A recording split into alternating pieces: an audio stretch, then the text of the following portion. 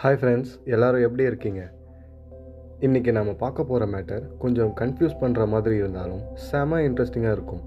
இப்போ இருக்கிற car, bike எல்லாம் ஓகே தான். ஆனால் 11,000 வருஷத்துக்கு முன்னாடியே ஒரு மிஷினோட பார்ட்டு பூமிக்கு அடியில் கிடைச்சிதுன்னு சொன்னால் நீங்கள் நம்புவீங்களா? அதுவும் நம்ம ஏலியன் சம்மந்தப்பட்டதுன்னு சொல்கிறாங்க. அது என்னன்னு இன்றைக்கி பார்த்துருவோம் வாங்க. 1974 ரோமானியாவில் இருக்கிற ஒரு ஆற்று ஓரத்தில் ஒரு 3 விஷயத்தை கண்டுபிடிக்கிறாங்க. அதில் 2 அந்த காலத்தில் வாழ்ந்த பெரிய யானை மாதிரி இருக்கக்கூடிய ஒரு மிருகமான மாஸ்டடானோட எலும்புகள். ஆனால் 3ஆவதாக கிடைச்ச அந்த பொருள் தான் எல்லாரையுமே யோசிக்க வச்சது.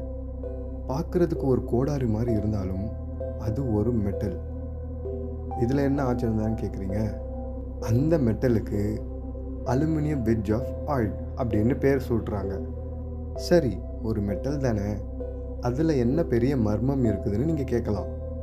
அந்த பொருளை லேபில் கொடுத்து செக் பண்ணப்போ அது 89% அலுமினியம்னு தெரிய வந்துச்சு.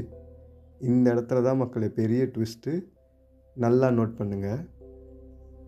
மனுஷங்க அலுமினியத்தை பிரிக்க கற்றுக்கிட்டதே வெறும் 200 வருஷத்துக்கு முன்னாடி தான். அப்போது 11,000 வருஷத்துக்கு முன்னாடி அந்த பொருள் அங்கே எப்படி வந்துச்சு?